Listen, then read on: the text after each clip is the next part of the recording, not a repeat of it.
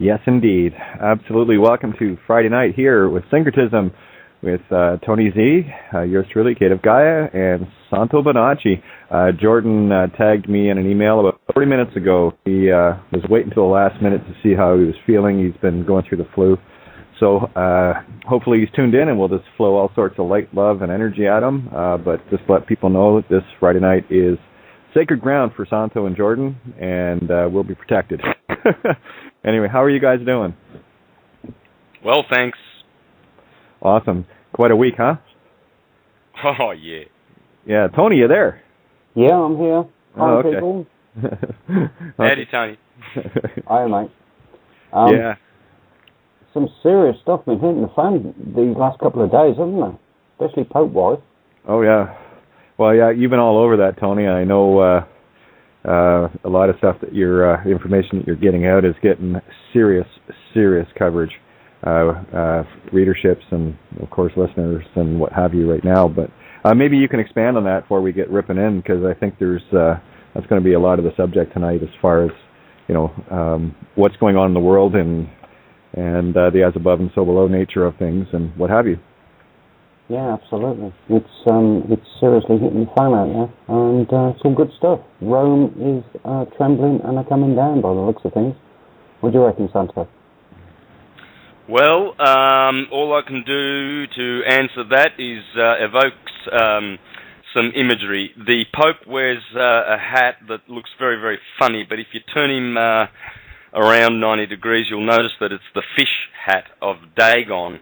And that fish represents Pisces, and he has just removed that hat off because Pisces is over. So that about answers it. Yeah, I know you covered that in good detail this week already. The way things are lining up, and of course, I guess the Patrine School just got closed for the season. Yeah, what a smart aleck, He knew that comment would have gone way above everybody's head. I am not adequately suited anymore to exercise the Patrine ministry. The rock ministry, the rock being Jupiter, the dude who has all the angular momentum in the solar system, absorbs all the meteorites and comets and all sorts of debris and sucks it all up for us, takes the hits. And the one that ejected his thunderbolts from... By the way, I did a webinar yesterday on astrology, the sacred science. Oh, do tell. Yeah, and I showed how I did the chart for when the thunderbolt of Zeus hit the Vatican, St. Peter's Square at 5:59 p.m., exactly 6 hours after the announcement, you see. What happened, you see, was Jupiter / Zeus, or let's just do what everybody else does and call him Jesus, shall we, left the building. Mr. Pisces, Jupiter, is no longer effective. You see, when you're out of your sign, which means since Aquarius has turned up,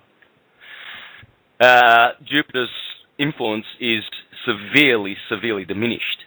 Oh, he can rock and roll all he wants when he's in Pisces, but when he's in Aquarius, he has to submit to someone else. And so Popey Poo had to do what Peter Poo, or Jupiter in heaven, did, and that is retire on the same day, Anyway, the point is, I did the astrological chart, and guess where Jupiter was positioned when he ejected the thunderbolt, and he was aspecting with 6 planets at the time that were descending. Mars, Uranus, all were on the descendant. They were all on the horizon setting when good old Jupiter was exactly in the mid-heaven at 12 o'clock position. So Jupiter was right up there. It was getting dark. It was 6 p.m., but Jupiter was right at 12 o'clock position, and he was talking to 6 planets among trines and squares, Mars going down on the descendant. This is all significant stuff, folks, because 6 hours prior to that, Uranus had not even Jupiter had not even ascended, and Saturn was also below the horizon. Just those two orbs were below the horizon in the darkness, and the other 8 planets were directly above in the mid-heaven position. Very, very unusual configuration, which means that if you go to the chart, any astrological website, and click on 11 a.m. 11th of February 2013, and you will see the most amazing shape, beautiful shapes. You'll see the tops of 2 kites. Astrologers know what this is. And the tops of the kites, the pyramid tops, are pointing to, guess who? If it isn't Uranus, one kite is being produced by Uranus in Aries, and the other one by Pluto in Capricorn. I think we've discussed that one. Oh, yeah. Yeah. Now, go ahead. Yeah, now astrologers know that Pluto in Capricorn is destroying external structures, external authority. And what is Uranus, the other revolutionary, doing in the other cardinal sign, Aries?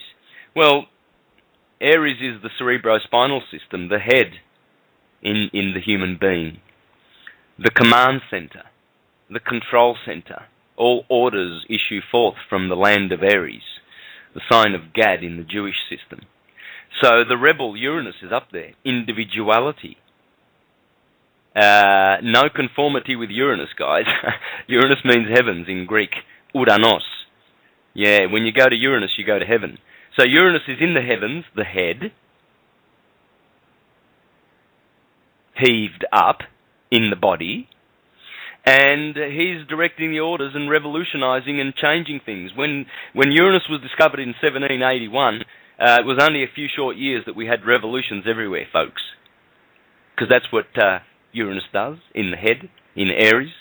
And since the sheep rule the cardinal axis of the equinoxes, which refers to balance, and Libra is also one of those equinoctial signs, the scales of justice and the Lamb of God both have to do with ecclesiastical concerns, balance, spirituality. Whereas the other part of the cross, Capricorn, the earthy and the watery, Cancer, they have to do with earthy things, politics, government.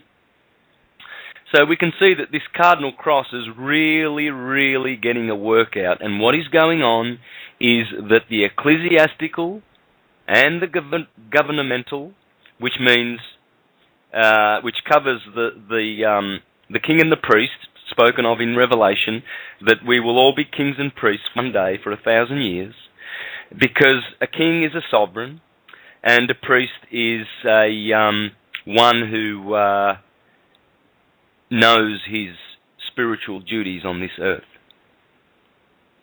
And so that's what's going on as above. And that's why all of that stuff happened. If you are an astrologer, or you have even the slightest understanding of how astrology works, and you do the chart for February 11 o'clock, and then you go to 5:59 and you see where Jupiter was when he ejected his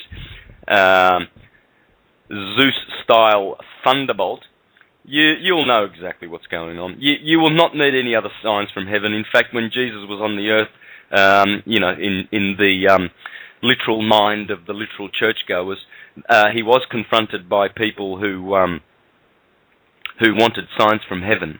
Give us a sign from heaven. Give us the life of Brian, and Brian's, give us a sign, Messiah. You don't need them.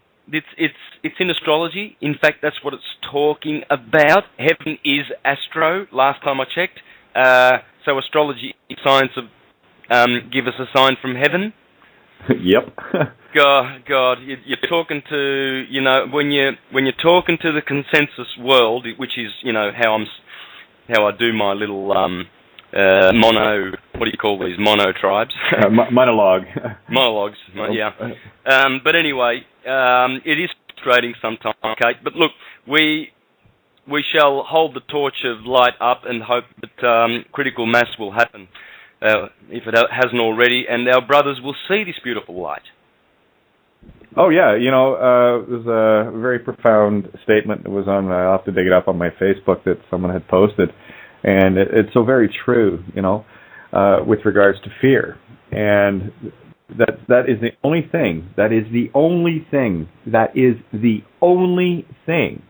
that they have to control us. And I've been saying it for a very long time, lose the fear, get in gear. You know, for those that, especially the religiocosis types, you know, if you have that little faith in quote, your God, unquote, that you fear death somehow, you know, if apparently you're going to be in paradise, what is there to fear? You see? So, you know, it's a fundamental core emotion that has been indoctrinaed and entrained into us with our, you know, let's say the darker aspects of our consciousness here. And all we have to do to break free is to lose the fear. And, it is that easy, you know. I'm going to dig up this quote, but I thought it was extremely powerful. It made total sense to me, and it resonated beyond. You might be able to expand on, I think the word that was used was dhyana. I wasn't familiar with it, but I'm assuming it's a heightened state of awareness from the East. Just based on what it was spelled, I never claimed to be an expert in anything, just an observer of all. Where are we here? I'm going to read this quote, and I think everyone listening will resonate with it. Okay, this is from Robert Anton Wilson. This is the gentleman that quoted this. There is no governor anywhere. You are all absolutely free. There is no restraint that cannot be escaped. If everybody could go into dhyana at will, nobody could be controlled by fear of prison, by fear of whips or electroshock, by fear of death even. All existing society is based on keeping those fears alive, to control the masses. 10 people who know would be more dangerous than a million armed anarchists. Robert Anton Wilson. And he's quite correct. Oh, absolutely. You know how to deal with fear? And thugs that try to perpetrate the system? I'll give you a nice little video for the listeners. Listeners, grab a pen and paper, please. You really might want to make this one go viral. 28 minutes of sheer brilliance. You will see how to deal with thugs that come to foreclose on houses and to tell you that the banks are going to take your property off you. Please look at the video on YouTube called The People v. the Banks - Conviction Beats Eviction. And please make this go viral. Let the world see the faces of these bullies and thugs. Inquisitional officers of the Vatican is what they are. And one day that, what I just said, will be fully vindicated when all secrets are exposed. That all costumed morons, that's what they've been reduced to now, because they're working for foreclosed corporate entities, so they're on their own now, really. They were anyway. They were travelling without bonds anyway, the idiots. So they'll have to pay for their actions now. But nonetheless, let's have pity for these costume types, because they've got nothing now, man. They've got no protection at all. And they're going to come to you with tasers. Please see this video, people. Spread it far and wide. The People v. the Banks. Conviction beats eviction. See how these two Irish beautiful gentlemen kindly and lovingly call the police, and the police also help to remove these two sheriffs, thugs and absolute human animals. Sorry to have judged them, but I love them. I love animals. but they're animals in human being costumes, let alone their sheriff, bailiff, whatever crap word they want to use, costume. But just please see how beautiful our brothers are around the world, and notice how very eloquent and how very easy it is to get rid of fear and the fiction, folks. Very easy. Absolutely. Just sharing that link right now. Thanks, Pat. And I do want to do a few shout-outs here tonight.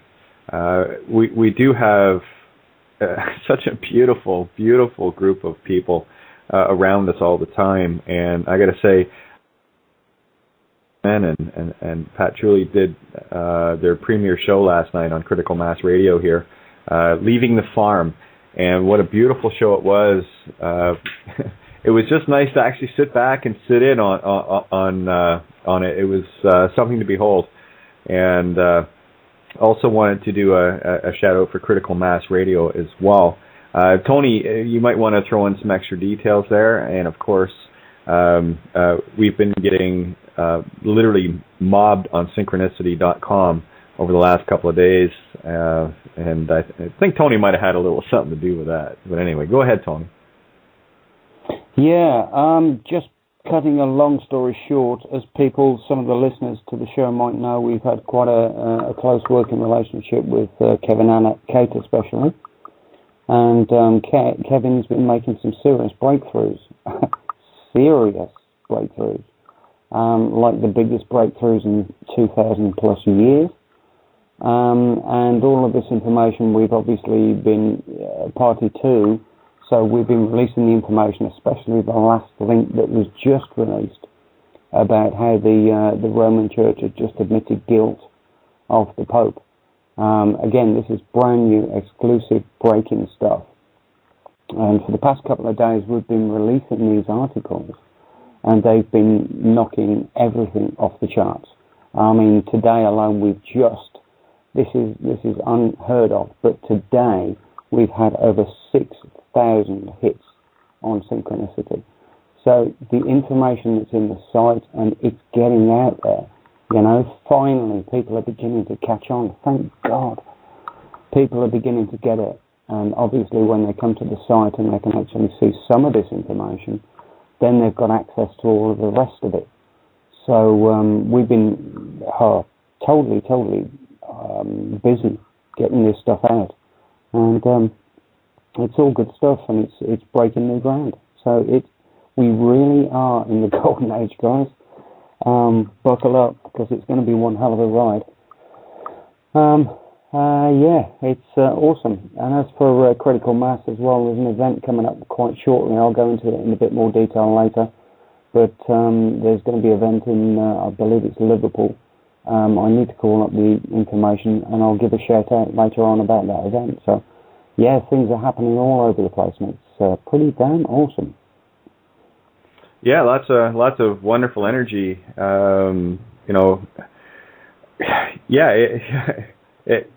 It leaves me speechless, actually, which is something to be said, huh? Anyway, it's the important thing is, people are awakening, and it's not an accident, and it is in perfect sync with what's going on in the heavens, as above, so below.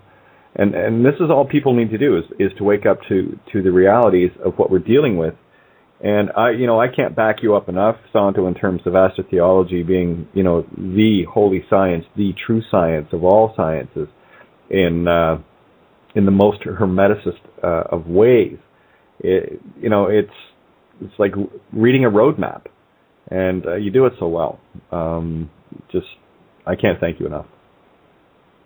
Yeah, thanks, Kate. Well, this is the thing, you understand it. That's why you appreciate it. It's our wisdom, it's our knowledge, and it's our understanding, and we're remembering it, and it will be reinstalled on this here planet before any critical mass can overtake us. It will be reinstalled. It will be the controllers have always used the left brain teaching, pyramid, male hierarchy, fear structure way of teaching the sheeple for a couple of thousand years, you see. And that is over because everybody's frustrated with that.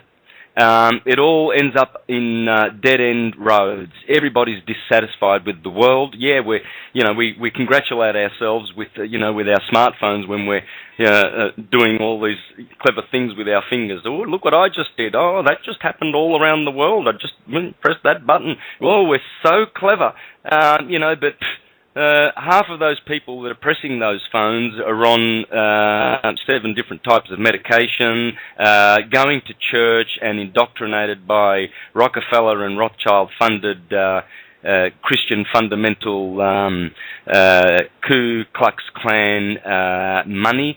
And so how smart really are they? Two hoots about going to the moon. I'd rather see my little brothers and sisters in Africa with smiles on their faces rather than chasing donkeys around to get a drink of piss so that they can stay alive. While the Rothschilds, on the other hand, drink from gold-plated taps. Or plated. Oh, wouldn't plate. They wouldn't plate anything. That's solid, buddy. Sorry. Yeah, sorry. That's okay. Sorry, Lord Rothschild.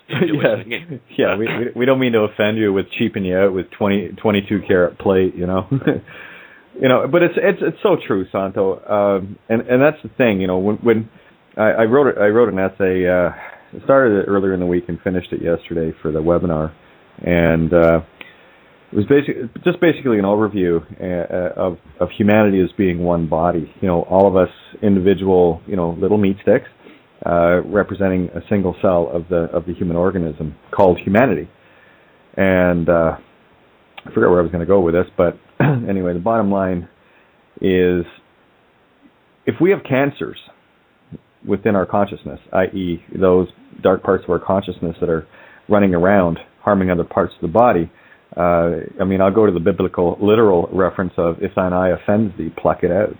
I see it in the as above, so below scenario of if you've got a bad memory, something that, that I'm talking, you remember something that's bad, would it not make sense to purge that and to, confront it and deal with it, get rid of it and move along?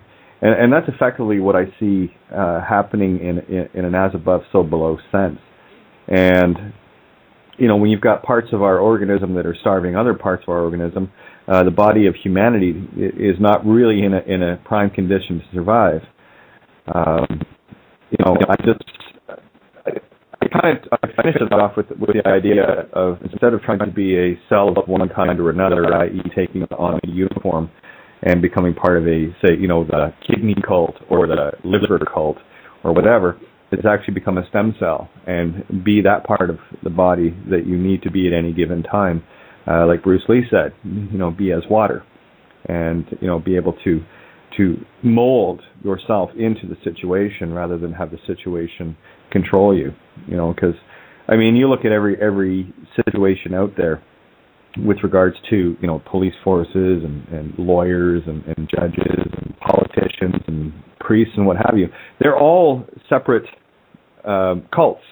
They are organisms, cells in an organism that have gathered together into one body. It's sort of like that to me is the mind control where someone gets taken over in a cult-like mentality. And and of course the ones that you'll say that to will go, "Oh, I'm not in a cult." And I said, "Yeah, you are."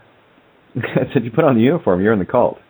That's your cult, and you won't go against your cult because that goes against your organism, and that organism will pair you off very quickly if you decide to be cancerous to it."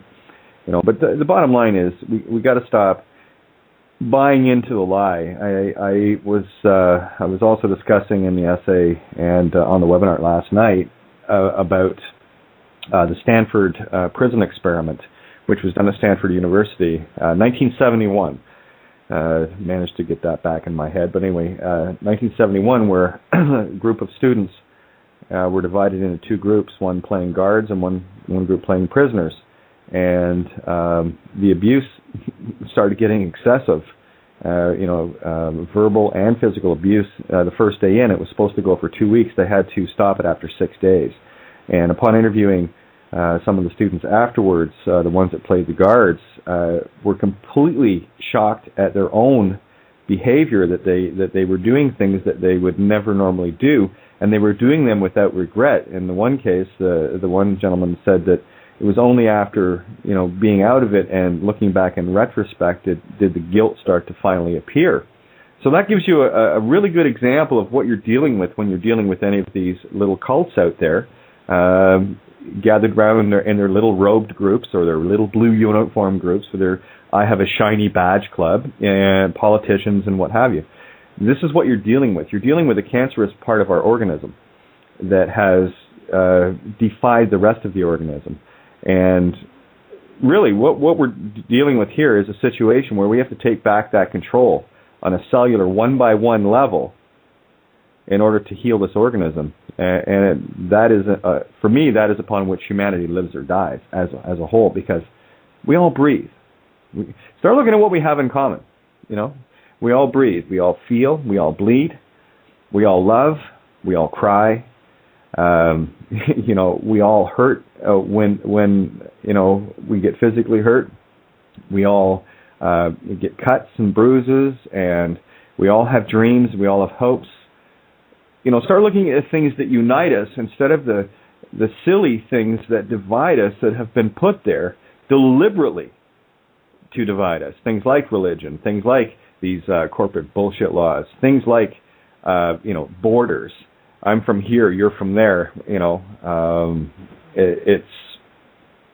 That is so old paradigm thinking. That is what the New World Order is trying to sell, and for me, it's an old bag of shit that needs to be tossed in the dumpster, along with whoever's trying to preach it. And this is where we got to start losing the fear and start standing. Anyway, just my couple of cents worth.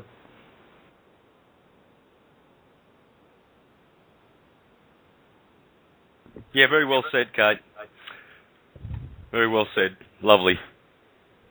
The uniform, it does create a false sense of power, and which is not there, and people do abuse it, and will regret it sooner or later. Which means if we are all the one creator having separate experiences, it means that the person hurting us with the uniform is actually hurting themselves and postponing their own return to bliss and love, which will require further cycles of necessity, as they call reincarnational cycles of necessity, appropriately named. Yeah. But they what they're doing with their uniforms is that they've been tricked by the people who give them orders, and a little bit of money to go with it, to sort of make them comfortable while they're fulfilling their crimes. It's called a salary. Soldiers also subscribe to that concept, being sold years, not warriors, but they receive some fictional money for going to Iraq and killing 3 million innocent civilians. It's pay. You get paid and you follow orders. Time. So what is going on is this is part of the creator that is still undergoing pain and is enjoying pain. These types really are addicted to pain. That's what it means. And they're addicted to the lower chakras and stimulating them with fear. You see, when you're living in the lower chakras, you do what's called act out where you live. You know what I mean? By their fruits you will recognize them. You see, if someone's living in their lower chakra, you will notice that by having a conversation with them. And you go, whoops, this person is, well, you can tell, it stands out, doesn't it? So you will see it in their actions. And uniforms only magnify, they're like transformers, they sort of grab the pre-existing essential energy of the creature inside it and just multiply it by 6 million. and they get the feeling of, they get a buzz out of that. But you have to pay eventually. Your soul inside the uniform eventually has to do the time and purge those black shades of light out of their soul nature. And we all have to do it. There's no, you have to face the light. There's no other way. Yeah, it's called facing your shadows. I have to thank Peter. He sent a link into the Skype room, and very valuable information as far as perspective, as far as a lot of things. But I want to share this as well. It's going to be a night of quotes, guys, and it's time to wake everyone up. Not that the people listening aren't, because you're here, so you're awake. That I know. But here we go. This is a quote, and I'll tell you who said it right after, and it goes like this. Naturally, the common people don't want war, but after all, it is the leaders of a country who determine the policy, and it's always a simple matter to drag people along, whether it's a democracy or a fascist dictatorship or a parliament or a communist dictatorship. Voice or no voice, the people can always be brought to the bidding of the leaders. This is easy. All you have to do is tell them they are being attacked, and denounce the pacifists for lack of patriotism and exposing the country to danger. It works the same in every country. Quote, Hermann Göring, Hitler's Reich Marshal at the Nuremberg trials after World War II. So there you go, guys. I mean, the modus operandi has been the same forever, and it's been the same for every country and on every level. What happens to those of us that dare to stand and speak out? The first thing that they do, and Tammy's went into this in great detail on many occasions, what they do is they immediately marginalize. They defame. They try to destroy everything around that individual so that they have no means of support. And when you're dealing with one against the system and a very well armed and very nasty system, it's no wonder that a lot of people don't stand. But here's where I get to say I did. So did Santo, and so did Tony, and so did many others. And we all stand in our own way. And the minute you see someone being marginalized, you might want to ask yourself a question. What are they doing that's scaring the shit out of the system? Maybe they know something. Instead of going, following the party line of, reading the bullshit rags they call newspapers, whatever. Like, I don't know. Do people actually still do that? Anyway, whatever. In the case with me, they couldn't demonize me enough, and here I was, the individual, very very well known in my community as a benevolent musician, volunteer. Hey, and here's the funny thing. I was a contractor for the separate school board, Catholic school board, for 11 years, and I'm the only one in contractor history to ever get a volunteer award. Isn't that funny? Yet they did their absolute best to, undermine my entire life, ostracize me from my kids and Sue, and stole my home, stole car, truck, countless belongings inside, things that my dad had just given me after his recent passing a few months prior. And this is what they do. This is what they do, and we just have to make the choice. And every day, and Tony and I talk about this quite often, and I've talked with Santo about it many times. Every day is a fight to stand in a way that you want to keep manifesting that difference. And I thought to myself this morning, I said, myself, what I have the opportunity to do is the same thing that the ancient teachers did. They stood on a podium and they just spoke, hoping that there were ears out there to hear and eyes to see. And eventually, the change comes. It couldn't come soon enough for us, but you know what I'm saying. So anyway, I just wanted to bring that up with you.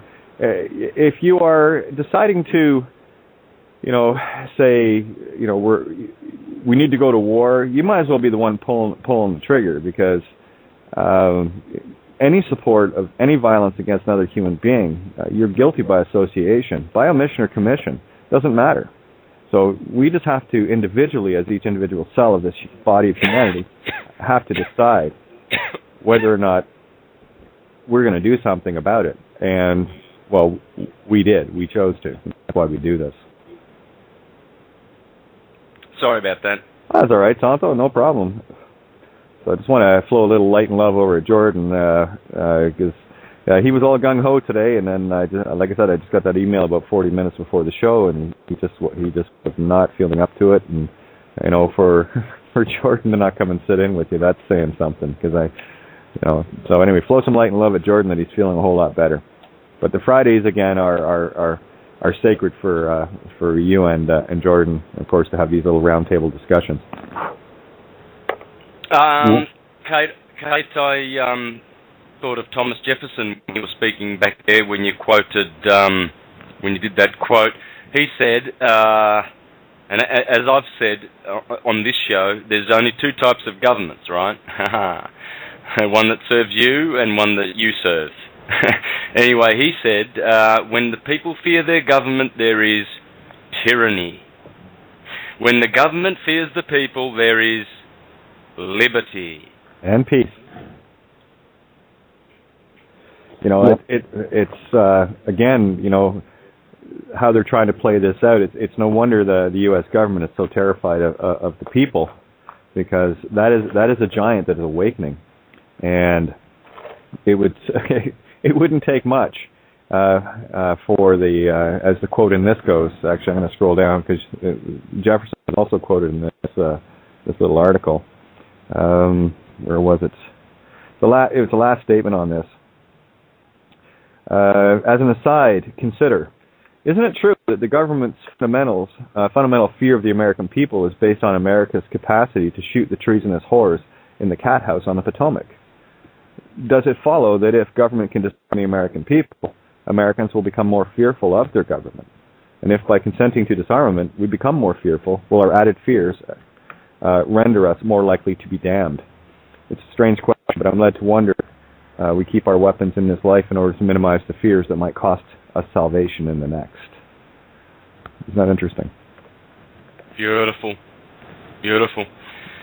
Now, I've got some great astrotheology things and astrological things I want to share too, Kate, today, but I wanted to touch on that meteor that landed in Russia yesterday. Have you seen the videos?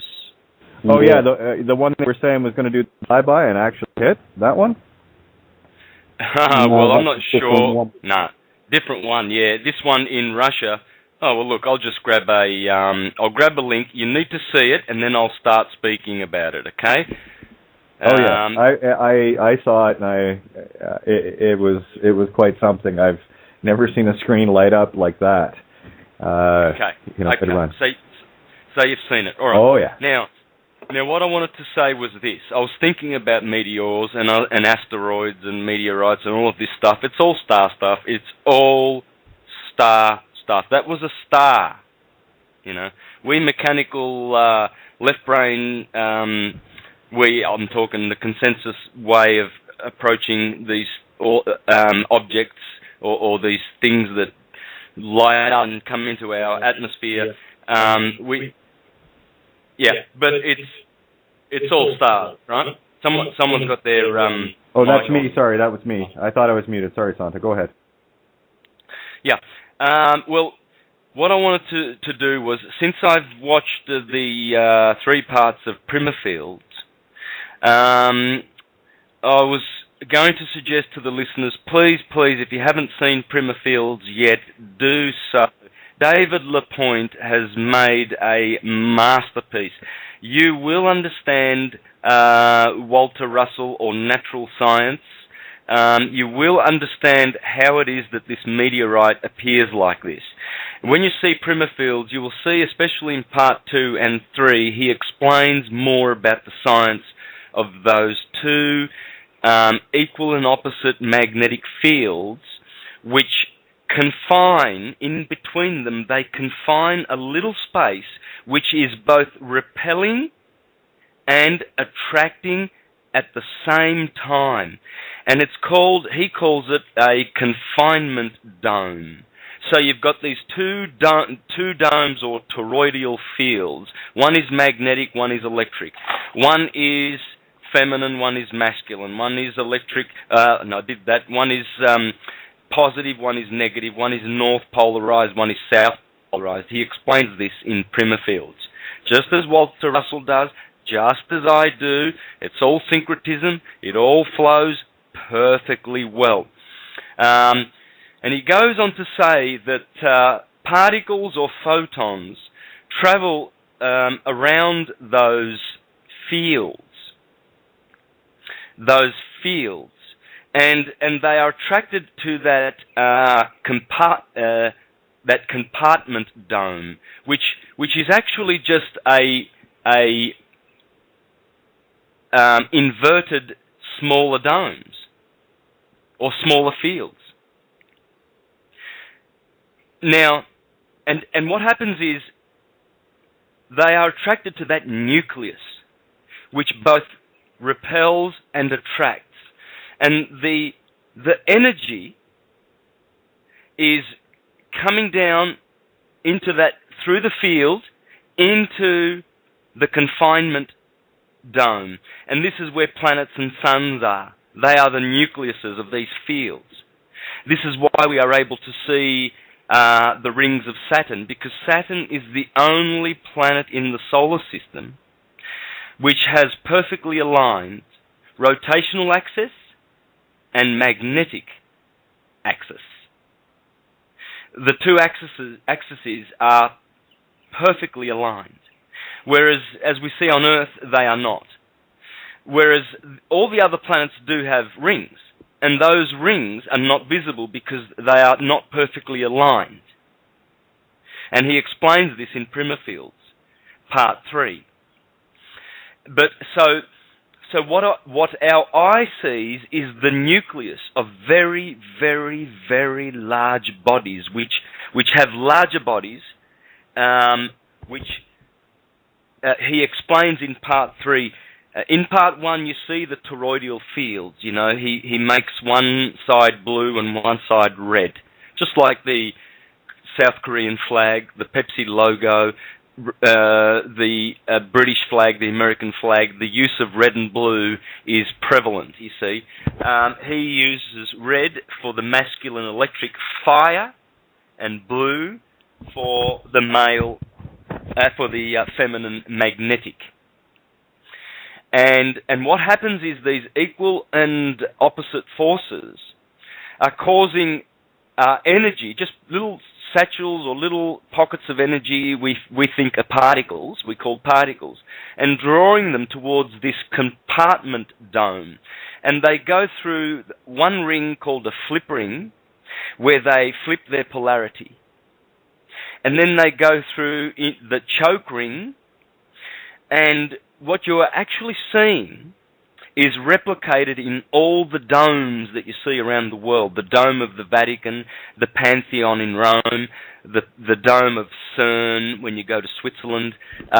You see these domes, and they have these holes at the top, right? Well, those holes, that's the confinement part. That's where matter happens. You see, and the domes, the Vatican dome, all it's telling you is it's one half.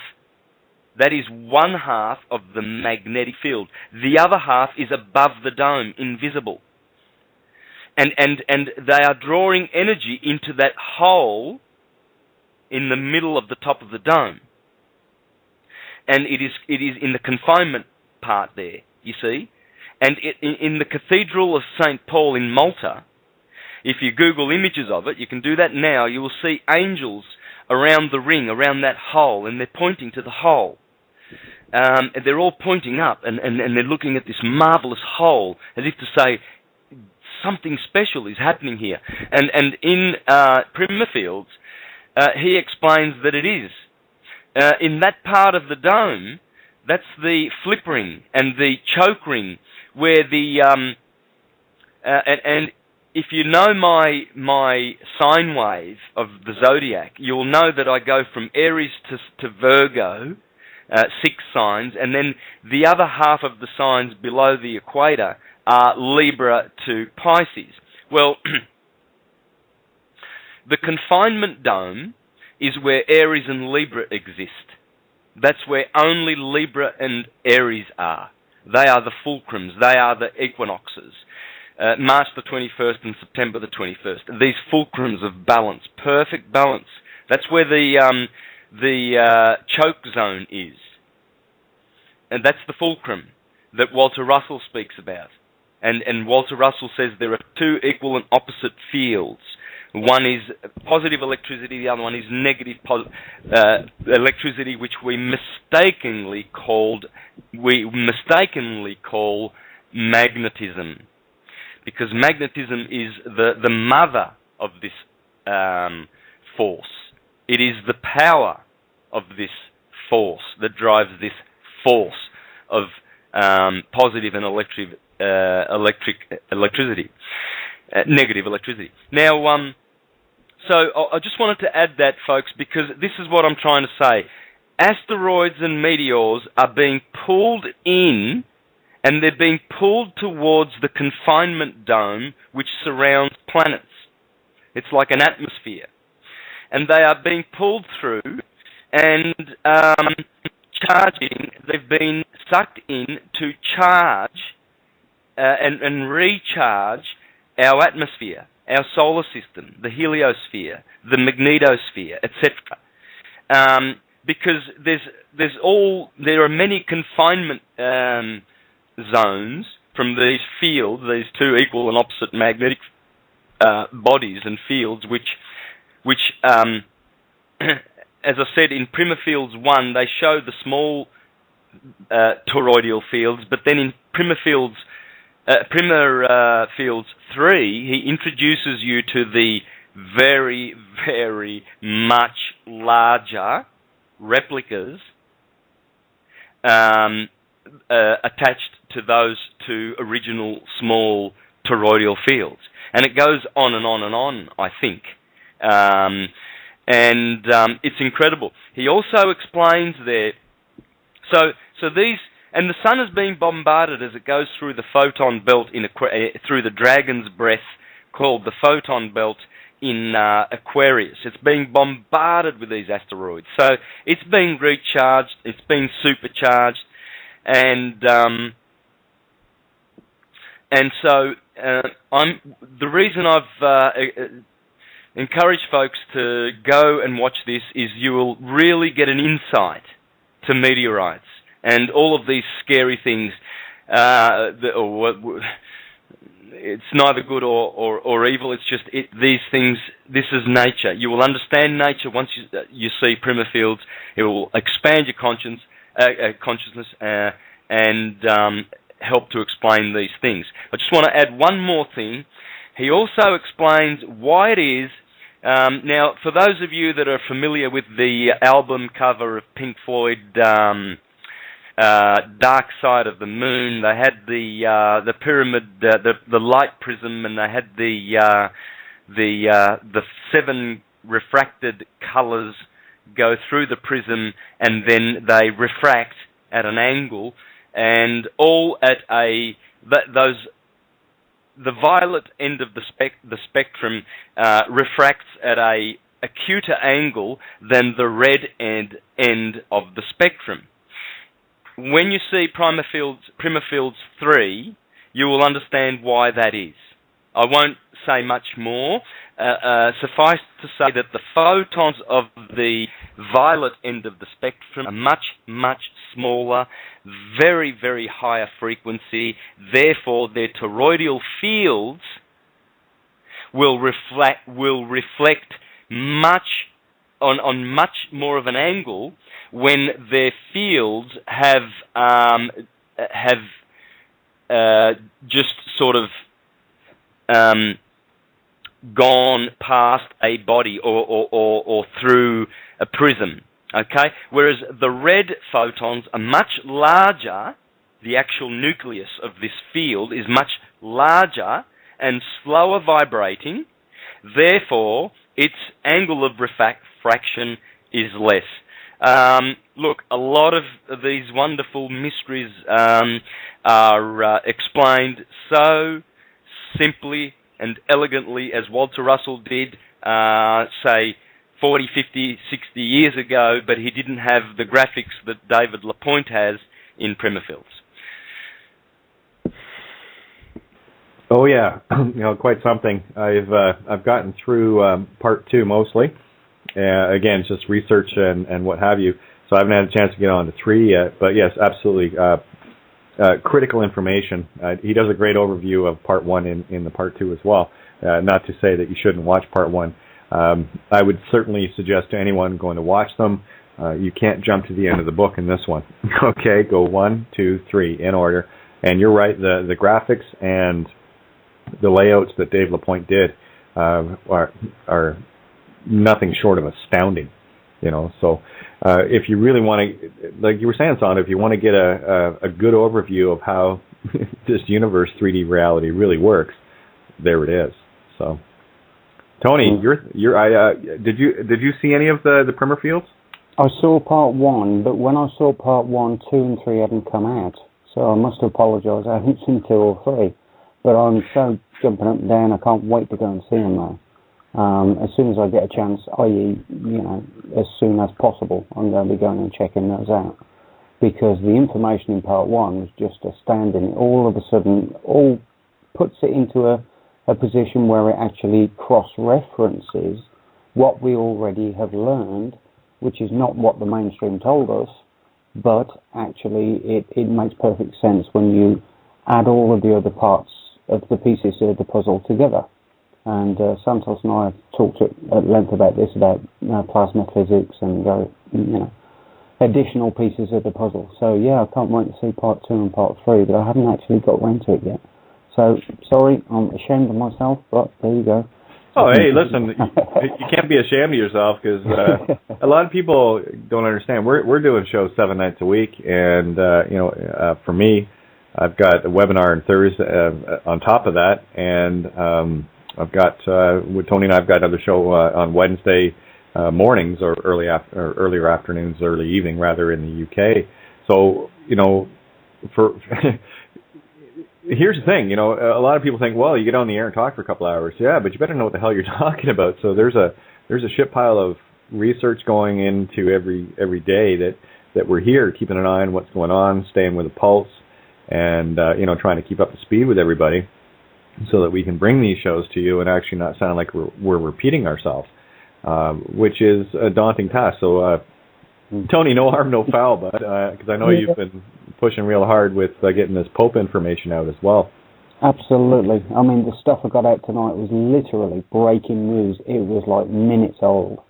And like I say, I didn't say that and really mean it. It was more of a jovial comment rather than, oh my God, I'm going to jump out the window. There's so much, like you say, going on, and there's so much to do behind the scenes. It's phenomenal. People who have never looked at even beginning to host the radio shows, run websites, do all of the stuff that's involved, wouldn't have a clue, and I wouldn't blame them. But the fact of the matter is, when you actually get into this and actually doing it and pressing the buttons, pulling the knobs and turning the levers, then you actually begin to realise the magnitude of the work that's involved. But anyway, as I was saying, it just fills in the gaps in the jigsaw puzzle. As I've explained before, if you build this like two-dimensional jigsaw puzzle, there might be loads of bits missing. And then when a new piece comes along, you can just slot it in, and then it relates to all the other bits. It's like, oh yeah, that makes sense because of this, and that makes sense because of that, and it's verified in all these different other areas. It's like noughts and crosses. But you've got the two crosses in the line, so all you're waiting for is the final piece, and then it makes a line. It's like, oh, shit, yeah, now I understand it, because it all of a sudden makes sense. And that's purely what we're doing here. We've got this massive jigsaw puzzle. We've got the borders in. We've made a sort of like cross in the middle, and there's 4 gaping holes where we're still adding bits, and it's not quite on 2 dimensions than that. It's more 3, 4, and 5 dimensional rather than, just a 2-dimensional thing. But it's all about adding little pieces, a bit more and a bit more and a bit more, and cross-reference it, double-check it, triple-check it, quadruple and so check it, to make sure that the information you've actually got is like, whoa, it works, and it doesn't work on one or two levels, it works on many levels. And that's whereby you manage to take the madness of the internet and all this, what looks like spaghetti soup, and connect the dots and connect all the pieces together. It's by cross-referencing the information. Or at least that's the way I do it. Other people might do it in another way, but for me it seems to work. And that's what's given me a handle on what's info, misinfo, and what's real and what's not real. And that's just the way I look at things. But I'd like to actually hear some feedback maybe from Santos on that one, because it'd be interesting to hear. Yeah, what's that on in particular, Tony? Just the cross-referencing, really. As I say, I look at several pieces of the puzzle, and intersect where the lines actually intersect. It verifies, vilifies, and confirms what I'm actually looking at as being true. And as I was just explaining, that's the way I use my model of learning to be able to, connect the dots. And it's when those dots can be verified on multiple different levels that they actually confirm as being truths or being confirmed. That's exactly syncretism, what it means. Verify it on all levels. Yeah, absolutely. So, beautiful. We're in agreement yet again. Yeah. And one other point I wanted to bring up, just to throw an astrological curveball in here, and it kind of just dawned on me. I think we've mentioned it before, but when the three of us get together, especially, what we have is Aries. Of course, I want to talk about March and what's coming up. Tony and I were chatting earlier today about, remote viewers can't see past, I think it was March 21st, where it's just white or whatever. And the key instances that occur within March. I think you'll have something to say about that one, Santo. And so you got Santo, Aries, and you got Tony, born on the cusp, a Taurus. Like you were right on the cusp. You don't get any more center than Tony. And I'm knowing. Yeah, and then myself at in the Gemini. So we're covering the first three parts of the zodiac. So I don't think that's much of a coincidence. Just wanted to toss that out there. Well, that reminds me. I didn't finish with the. I was talking about the confinement zone, which had those two rings. Did I mention the choke ring? Oh yeah. Yeah. That's fascinating stuff. Okay. Well, that's where the numbers 1 and 7 are, because these toroidal fields express the number 12. 6 is when you watch Prima Fields, the red half is the Aries half, the masculine Aries light half, masculine red fire, and the blue half is from Libra to Pisces, feminine half, and both Libra and Aries are in the confinement dome. They are the number 1, the first sign of the zodiac, and the number 7, the two God numbers. God is 1 and his favorite number is 7. Because God is in the oneness of the nucleus inside the confinement dome, and it is also 7, which turns out to be a neutral 1 when you study your Pythagorean wisdom and your tarot wisdom. You understand this. That 7 is just a neutral 1. 4 is a negative 1. And so forth. So, but that's where Aries emanates from there, and it goes around the red magnetic field until it reaches the outer side of the red dome, and that is where Cancer will be. Cancer is there on the top of the dome of the red toroidal field, right on the outside, right outside. And then it comes back in to Virgo, and Virgo is the sign just before the energy gets sucked into the confinement dome, and then at the equinox, and then it goes out into the blue part, which is Libra. That's how it works. That's how it sinks in with Russell's stuff, and so I'm just added that for you, so when you see Prima Fields, Tony, part 2, you'll know where Aries, the fulcrums are. you'll know where the two fulcrums are that Walter Russell spoke about. Incredible. Yeah, I was also looking at some of your other information earlier about when you was on QLTV and you were actually talking about how the colours represent the chakras and all that information. And to be able to tie all of this into the one science is incredible. My God, it's like, holy cow. I've run out of words. I wonder if you could give us a couple of words on that one, because that was just awesome stuff when you got the chart there where all the colours were curled into one chakra example. That was incredible. Yeah, well, if you could see, he shows the size of the field of the violet photon, and he shows it's very small field. It's very, very penetrative. Whereas the red one is this long vibration. We all know this. We already know all this stuff. But to see it in this context now. So you see, when red light, journeys around through atmospheres, it refracts a lot less because its field is much larger. So it's like drag. You see these race cars, they have the spoilers and fenders designed to, on the back, especially on the back of the car. We used to, when I was young, I was a teenager, I had muscle cars, Chevrolet 308s and 350 Chevys, fully worked, with, those big 600-barrel Rochesters and all of that stuff. I used to do that when I was young. And drag cars, so I know about dragging and about the motor torque and everything like that, and how they how it works. And so now I got off the point because I had this image of my SLR 5000 Ron. Too funny. No, again, talking about the red frequency and having such a large field. Refracting, and Tony had brought up the chakras and how that works. Yeah, and the fenders. I used to have those silly looking. Yeah, drag coefficient is what we were talking about. That's it. And I used to have those silly looking things. I see photos now, and I just conjured up an image of my SLR 5000, very, very muscle car here in Australia in the 70s, And now I look at that car and I think, oh God, I was pretty proud when I was 18, but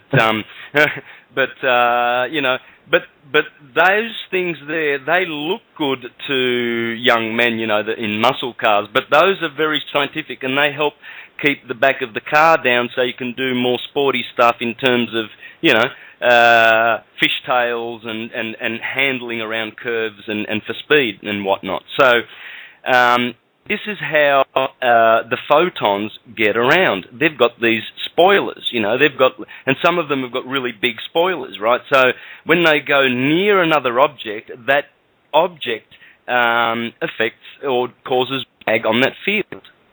And therefore, he showed in the video how he showed light going, or these toroidal fields just going normally through the atmosphere, and then he put another one through with a laser gun. He shot light through a glass, and he showed how these fields surrounding photons were slowed down when they went through the glass. You could see it. So you could see it slowing down. And then as soon as the photon got through the glass, it returned to normal speed. Well, one of the things that showed us is light isn't a constant, isn't it? Exactly. And which means that when these fields within fields causing matter everywhere, when they are in constructive mode and there's no interference patterns, this is healthy. But he showed how destructive mode occurs and interference patterns cause disharmony, and how light is lost through these interference patterns. And immediately I understood how the powers that were have harvested this magnetic energy to cause interference patterns in their places of worship. And I know that the Jesuits did design a lot of edifices for mind control, with certain geometric forms. And what they are actually doing is creating in microcosm the kind of havoc that certain planetary alignments have, in the heavens, and they do that in architecture, you see, and so they create dissonance and interference patterns in those wave fields, those toroidal fields. It's beautiful. It's exquisite the way David Lapointe has created a masterpiece. He's put it on the internet free. He's doing a great service to humanity. This is the most enjoyable video documentary I've seen for a long time. It's just exquisite. Yep. I was going to bring another point in while you're hot on this topic. When you talk about the chakras and the red being the lowest, of course, it's going to have the biggest spoiler on it, i.e. drag coefficient, and it only stands to reason that by keeping mankind in fear, each and every one of us, what they're doing is they're actually interfering with our ability to be light by keeping us dragged in that red zone drag coefficient. So what we need to do is start drafting each other, just like the race cars do. It's time to lose the fear and start emulating that. And I say emulate, and I mean this very, very, very clearly. Emulate those that are showing the way to not have fear. And literally, I'm not saying to follow, but what I'm saying is to get into that zone so that you can conserve fuel. That's what they do, right? They get in behind the lead car, and they let the lead car take care of all the drag, where they get to draft. That's what it's called, drafting, when they sit just behind it in basically an air-free zone. So they're using a whole lot less fuel, and literally they're being pulled along by the car in front. So it's moving air, but yes, that's great. Mm-hmm. So that's why I'm thinking, with what Sana was talking about with the architecture and changing these flow lines, it only makes sense that they put up these buildings, of course, one, to interrupt that, and two, get people into them so that they're actually in that field and get them in fear, which lowers the frequency of the human. And as a net result, look at that, voila, instant slave. How about that? Lose the fear, guys. Well, there's actually a bit more to it than that, and I don't want to interrupt anything, but I'm going to, if you don't mind, I'll just... No, go, I'm done. And say a couple of bits and pieces. One of them is the spire. That's the most predominant feature on any church. Now, because of the angles of the spire, what it's actually drawing down to earth is a negative low, it's a really heavy energy wave that it's actually bringing in. In other words, if you put your hands together and create a shallow pyramid, like the pyramids of Giza, for example, they were generating, harmonious energies within those sacred geometry shapes. But if you look at the spire of a church, it's very steep and very high, and that's generating a low, dense energetic field that's coming in. Now, we can explain how all of this works, but we can't do it in 2 minutes. It takes a bit more research and information first. But also, so there's one example of how the churches have used the low, dense vibration to actually bring those negative energies into the congregation who are sitting right under the spire. And that's just one example, but a further example would be the rock, should I say the stone that they've used.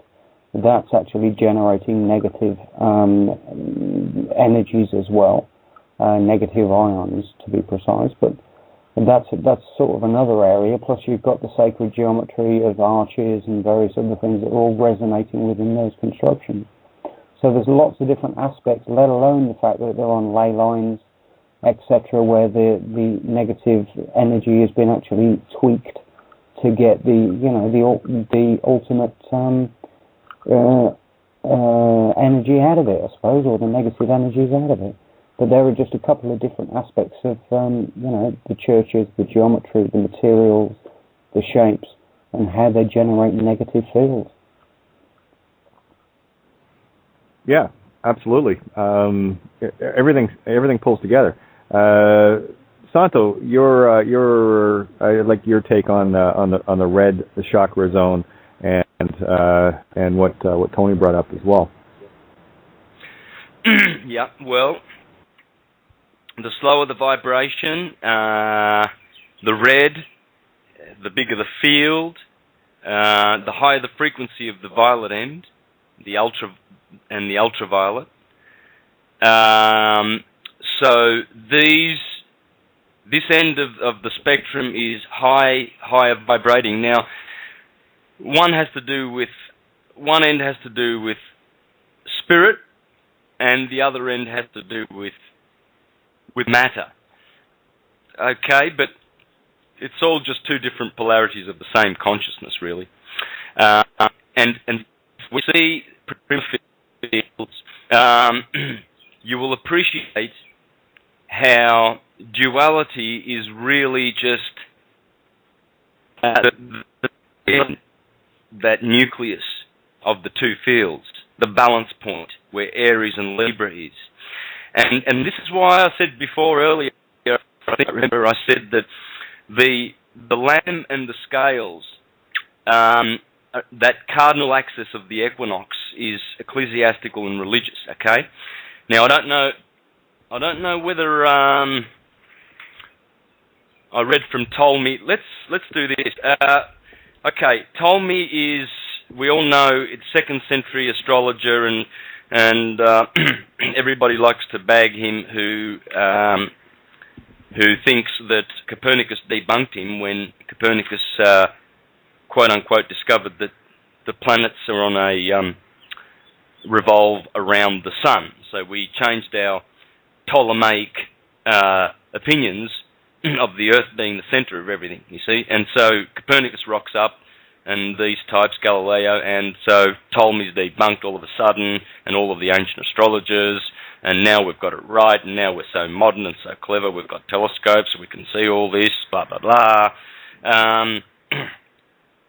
Well, because they're so stupid and ignorant, and they've lost the science, they don't realise that Ptolemy was speaking about a different hierarchy system, which I have explained in my presentations, and I won't do it now. I'm looking for where Ptolemy explains this thing about the cardinal and the... there we go. Okay, found it. Okay, I'm reading from Ptolemy, the Tetrabiblios, page 57, and then I'll go back to the Prima fields. He says, the equinoctial signs further indicate the circumstances liable to happen in ecclesiastical concerns and in religious matters. Well, there it is. That's Aries and Libra, number 1 and number 7, in the middle of the Taurus field, in the balance points, in the fulcrums. One initiates the positive red, and one initiates the negative, so-called negative blue. And that's ecclesiastical, because it's spiritual, it's in the balance. It's our spirit nature. But see, these toroidal fields, so-called, that appear to have some form, and hence displacement of equilibrium, you have Cancer and Capricorn at the top of the domes of these fields. And so you see how the cardinal points work. And this is what he goes on to say about the cardinal points now. The tropical signs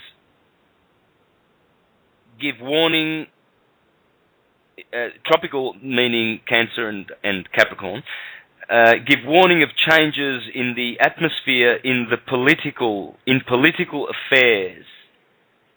So, changes in atmosphere and in political affairs. Okay? So, this Capricorn where Pluto is at the moment, this is all political and atmosphere, quote unquote. Okay? So, read between the lines there. And then he goes on to say that the fixed signs have to do with changes in institutions and buildings, and the bicorporeal signs show that the future event will fall alike on princes and their subjects. But the ones that we're concerned with here are the cardinal signs. So you've got the equinoctial signs are ecclesiastical, equinox ecclesiastical, and the tropical signs have to do with atmosphere and political. So we all know that Aries is occupied by Uranus the revolutionary in ecclesiastical affairs, and you can see what's going on in ecclesiastical matters, can't you?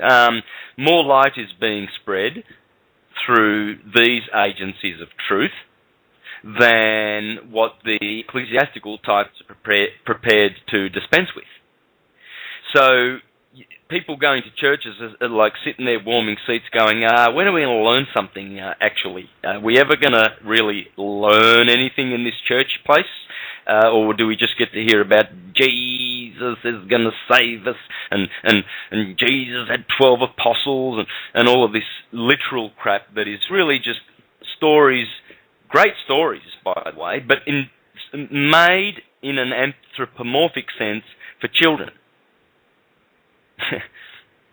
Simple as that. Oh yeah, I couldn't agree more. And really, all it does is satiates the low level needs of childlike comfort in thinking that somehow mommy or daddy is going to protect you. No, we have to grow up, and in doing so, we will become the children again in the right way instead of the way we were led off this most perfect trail by say the less than positive aspects of our consciousness here.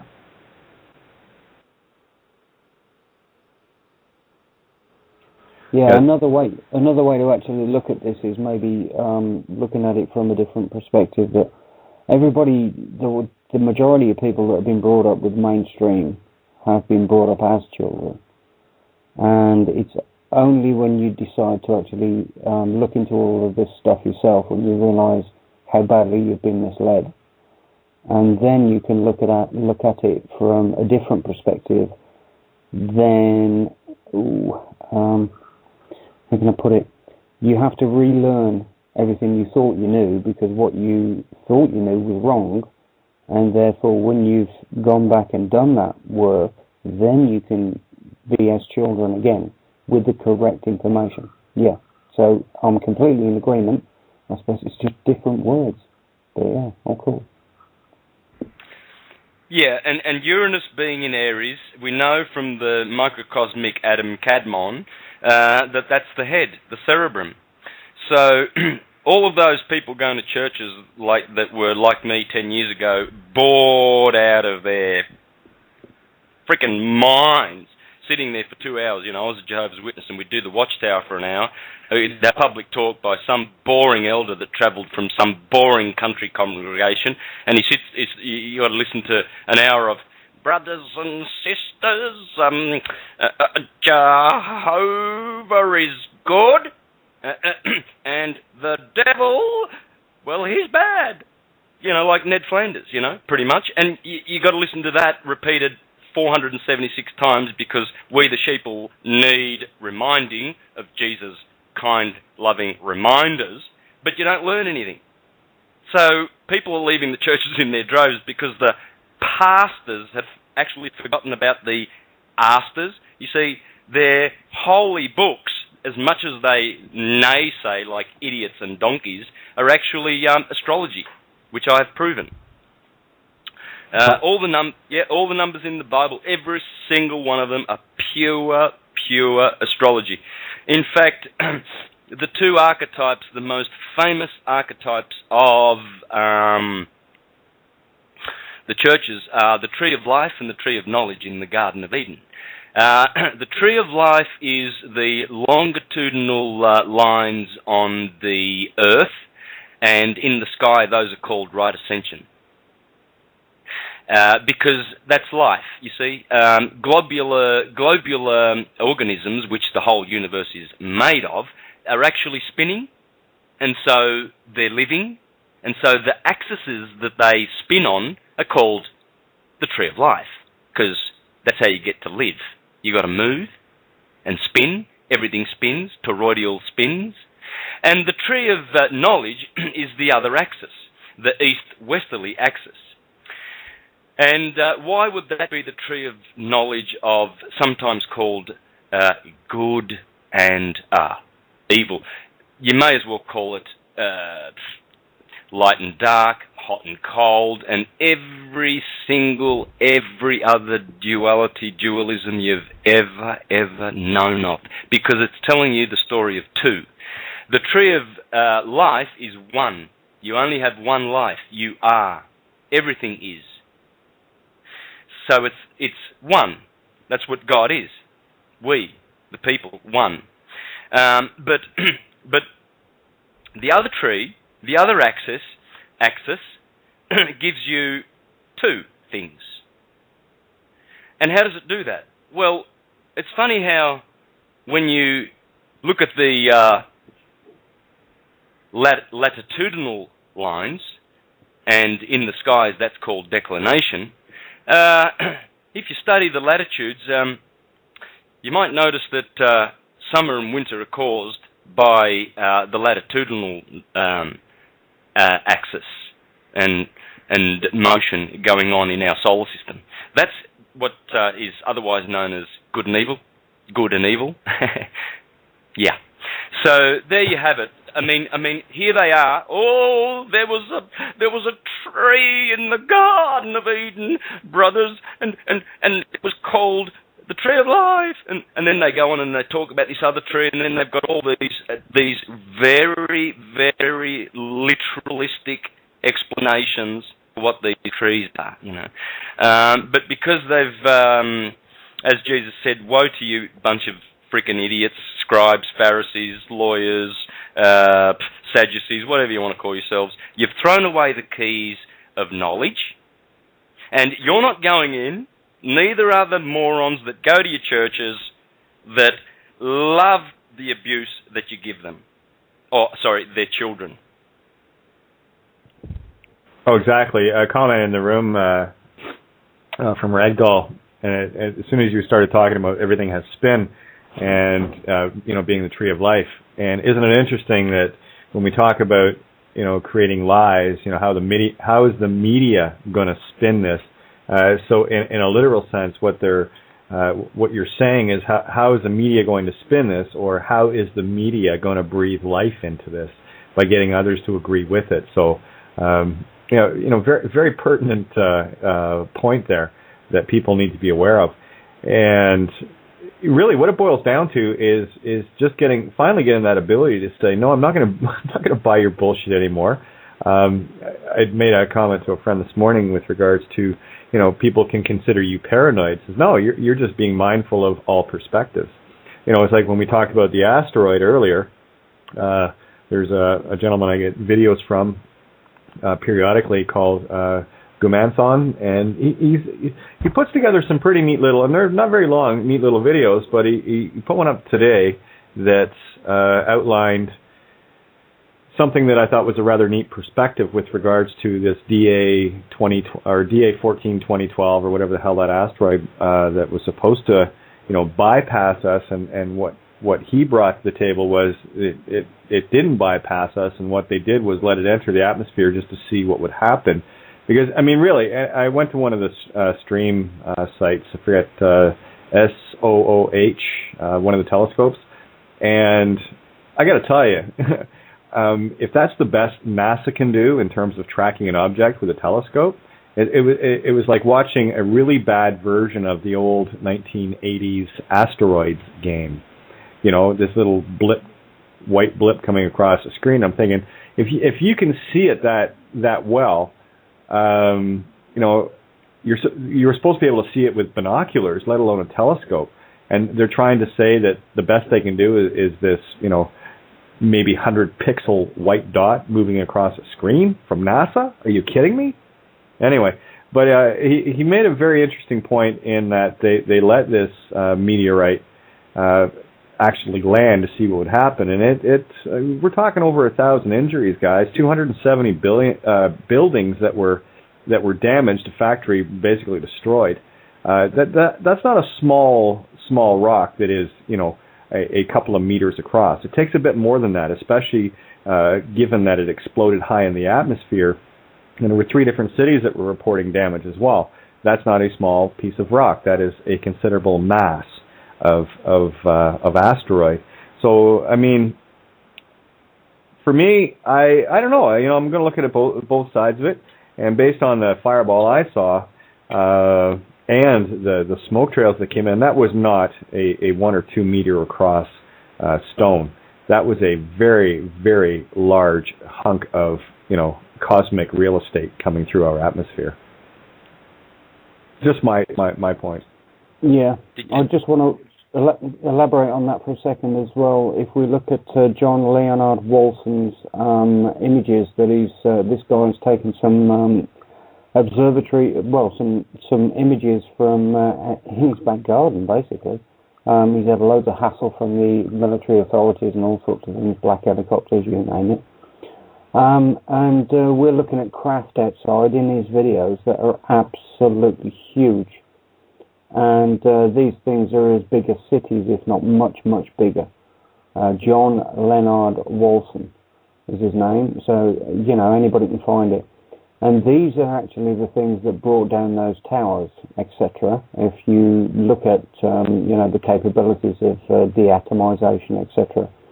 So any of these things that they're letting through, and I'll reiterate that, they're letting through, or they're actually firing the things down here, one of the 2, 3, whatever. If you cross-correlate that information with Werner von Braun's information with the first it's going to be terrorists, then it's going to be asteroids, and the third and the final card is going to be an alien invasion, etc., etc., all of which is going to be lies. Now, cross-correlating that with many different aspects of this whole thing, including, governments and the hidden truth on anti-gravity free energy and all the rest of it.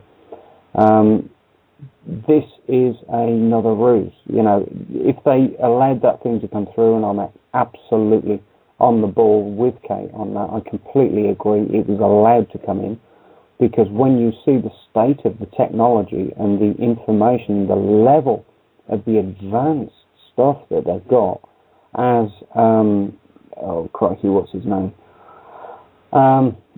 As we were told by the previous CEO of Skunkworks, when he actually went public on his deathbed, basically, and admitted anything you can possibly think of, we've already got. And again, that's listed in the book, etc. But they are running things down here. Every single thing is happening, whether it's a false flag, whether it's an economic crisis, whether it's a pipeline, whether it's a war, whether it's a famine, a disease. All of this stuff is being controlled, and they're controlling a lot of it. Now, we need to break it down a step at a time, but it still remains the same. We are being farmed, controlled, and coerced into doing exactly what they want us to do. So I just thought that was a relevant point to put that information across. Please, any questions or anything else are more than welcome, but that's what's going on. We have a breakaway civilization. Look up Richard Dolan, who was ex-MOD, and he went public in Amsterdam, and he said, we've got a breakaway civilization. Look up Timothy Good, again, somebody else will talk about it. Texi Mars, he'll talk about it. There's lots of people, it's not me just talking about this, there are a lot of people that actually are out there, I can't say mainstream, because you don't get this on BBC or Channel 4. Anyway, but there's lots of people that are aware of this situation now, simply because the information that we have derived and can receive is way, way, way beyond question anymore. The question that only remains is, have you looked and have you studied? And that's the point. We are being controlled down here. We always have been. And until we actually get this, we always will be. So, as I say, I do believe that we're cracking the egg now. The Roman situation's coming down. The Pope's, well, again, go to synchronicity.com and check out the headlines on the front pages. It's all there for you. But yeah, we're cracking the egg.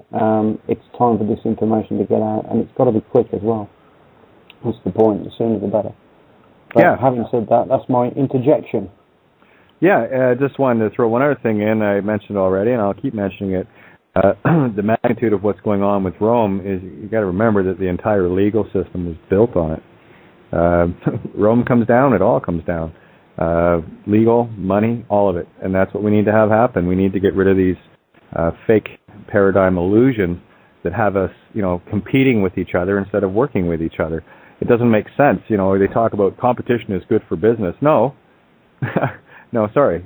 Competition actually hurts production of beautiful, creative ideas, and for the each individual's being's ability to create. All it does is competition taxes it, and it destroys it.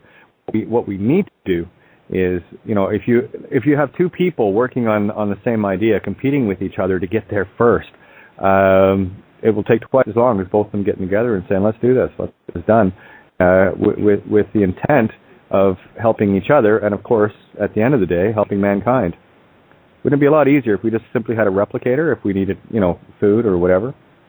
Wouldn't it make a whole lot more sense to be able to draw on the free energy of this universe that is ours, in order to, travel from here to there with or without a car, if you're following what I'm saying? Doesn't that make a whole lot more sense? So those that are out, in the dog-eat-dog competitive world, what do you really get? Yeah, there's that urge to move forward and excel, but that doesn't mean to say that you have to excel at the expense of someone else just to give you a physical illusion sense of accomplishment. No, how about we just have a look at things for what they really are? If somebody comes up with, like Dave LaPointe came up with these beautiful videos, where he might have a patent or something on it, that's fine, but what he's doing is he's making all the information available to everyone. And, we all know how patents work anyway, but the bottom line is word's out, guys. Word's out on the street. And that's what we're coming into. We're in the age of Aquarius, which says, I know.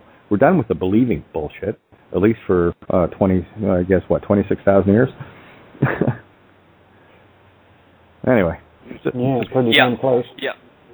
Kate, the people who promote the concept of competition too that you spoke about before, being healthy, it only comes from one source, and that's the banking kingdom of the bankster mind, the criminal mind. Because they know that the system was set up whereby our birth certificates would enable us to be able to sign off and create money against the bond that is created at our birth. So they know that that's they want you to sign their papers, because our signature is what gives them access to our power, our true power.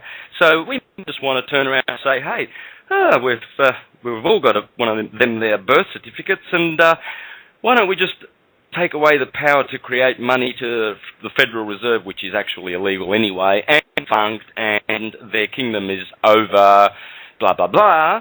And why don't we stop competition by eliminating the competitors? And how you do that is, if you see a competitor type, like a Rothschild brain, would go to a market and want to corner the whole market. And how you do that is like this. If someone makes cars, you use your signature or your power to get 100% production from that car maker, and you corner that market by buying all the cars. Because you've got more power to create money. So you've cornered the market. And how we stop that is we return to the original way a republic's supposed to work, because the United States is still a republic, and we just use our own power in the signature to create money. Banksters don't need to exist. Our signatures is sufficient. They're eliminated as per the power of the pen in our individual hands, but never sign any of their putrid, filthy, Baal-worshipping, lost-for-lucre papers. Their dirty pieces of paper need to be, recycled and turned into, say, toilet paper or something useful. But we need to return to our power, folks. The signature is in our hands. It is our hand our very own hand that betrays us when we articulate a signature on a bit of their paper, which returns ultimately in some form of royalty back to the Vatican via rates and taxes and levies and whatever other crap that they make up. They just invent this shit up and we just go, oh yeah, well, we'll go along with that. Yeah, when you stop and think of the church as money and all the rest of it, they could feed this planet 1,000 times over. And here they are supposed to wanting to be, saving, quote, our souls, unquote. Okay, are you doing that by, starving the people to death? Are you doing that by fomenting wars? Of course they are. That's what they do. Again, it's about keeping it in that low frequency zone of fear and get everybody thinking that, your neighbor's your enemy. I mean, they're pulling the same tactics now that they pulled in Nazi Germany. If you see something, say something. Yeah, okay. Well, I see a whole lot of fucking criminals in the White House and Buckingham Palace and in the Vatican. I can see that. Yeah, I can see that. I can see it from here. From here, exactly. Yeah. It's time that we make these criminals accountable and just kick them the hell out. And it's not about harming others either. This is about public ridicule. This is about the people finally standing. And you don't understand your power. I mean, this is the irony of it all, is we actually have all the power, and we are, literally beaten down to the point where we don't think we do, but we do. We are the ones. Why do you think they're doing that? Because they know this. And the more that they can keep a population in fear, it goes back to Jefferson's words again. A government afraid of its people, there's going to be peace. Where we get on with our day-to-day lives and we sort out our own issues like grown-ups instead of, so fucking cry me a river. What you want to go and pay a bunch of, lawyers on both sides of the equation that are going to get filthy rich off you. And then, of course, they're only going to be milking your bond in the court anyway. And at the end of the day, it's going to cost you more in legal fees than you're going to get out of it because you couldn't be, grown up enough to settle your differences amicably, like compassionate, loving beings. Here's the basic truth. Somebody screws you over, walk away. Just walk away. You know who not to deal with. And hopefully you got them out of your life cheap. And I'll tell you, all it takes is you want real justice is well, so and so did this to me, and you tell a few people, and it gets around real quick. And this is how we manage ourselves.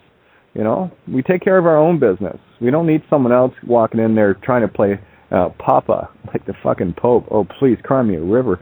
The guy looks just like the Emperor from Star Wars. And I just leafed through that notice that was sent out with regards to the Pope is not going to be leaving the Vatican, the country of the Vatican, because he's going to be arrested immediately the second he sets foot off there. But all that's doing is showing the collusion of the Italian government. So they're not doing themselves any favors here, guys.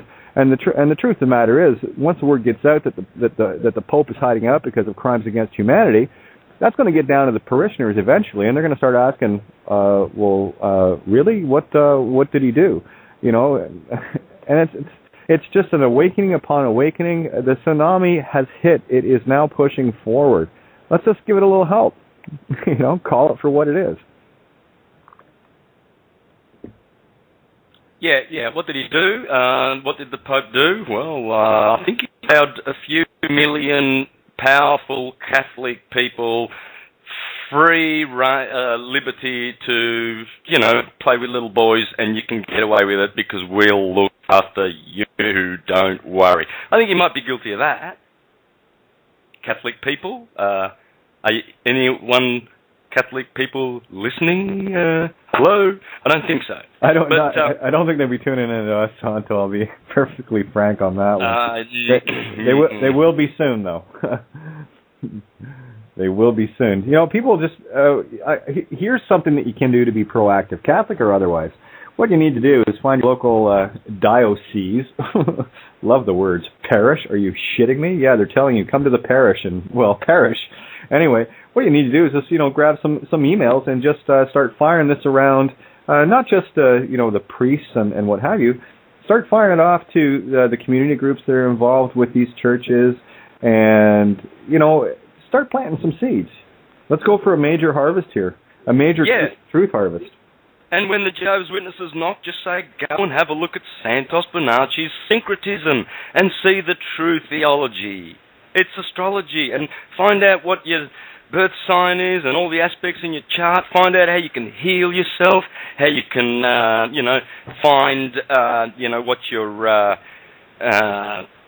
path is in life, and how you can better use those energies that you have. I see you're very zealous. I can see that. Perhaps there's something in your chart that you can use to really, really help humanity rather than spin fictions when you knock on people's doors, and learn the true theology.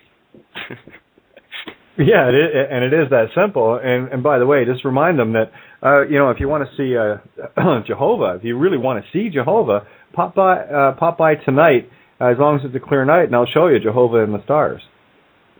You say you've never seen Jehovah? Well, let me show it to you. Oh, you want to show the Jehovah's Witnesses? Go to Revelation chapter 14 and read that, and say, hey, do you want me to show you the 144,000 with the Lamb of God on? Well, actually, look, let's read the scripture, because I don't know how many times I've preached it at people's doors. Poor people. Sorry, everyone. Here's me. I love you. Here's me on a Sunday morning. It's 9 o'clock. Brilliant. Hello, how are you? Look, I want to share a scripture with you this morning that's no doubt going to be very encouraging. It might seduce you into the Rockefeller-funded, mind-controlled, Tavistock, B'nai B'rith-funded mind control organisation called the Watchtower Tract Society. Stop there. Whoops. Corporation's the next word, but I don't actually mention that it's the Watchtower Tract Society Incorporated.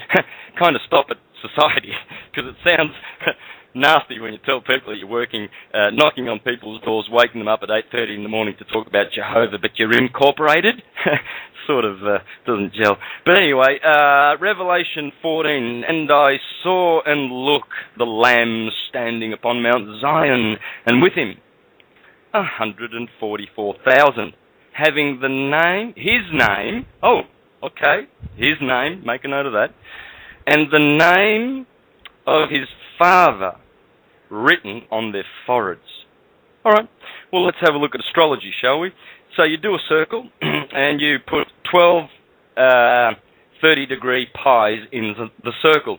Easy to do. You learn how to do it at kindergarten. Then you put, in those 12 signs, astrology has characters for them. They are the astrological characters. But in those 12 30-degree segments, you can put another 12 little 2.5-degree segments. So you put another zodiac within a sign. So you've got, in the sign of Aries, you will have another fractal of the zodiac. So you will have 2.5. It will be 12 2.5-degree segments. It will start with Aries and finish with Pisces. Then you go to Taurus, and Taurus will start with Taurus and end with Aries. Then you go to Gemini. Gemini will start with Gemini.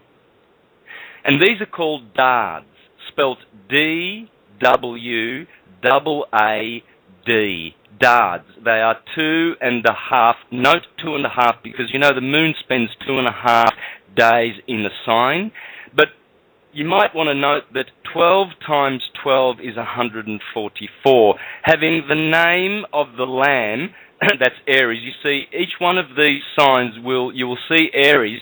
Aries is the first one in the sign of Aries.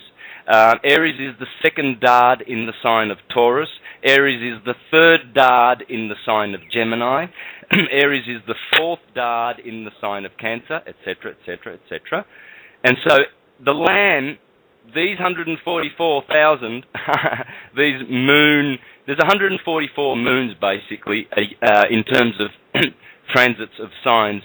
The moon transits 144 signs of the zodiac in a 360-degree ecliptic.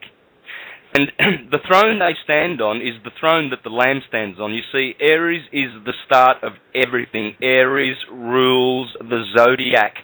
It's the cerebrum, which commands the whole body. In fact, it commands the cerebellum, and the cerebellum is the motor brain, which relays through the medulla oblongata and through the nervous system, the tree of life. That's the tree of life in the microcosm.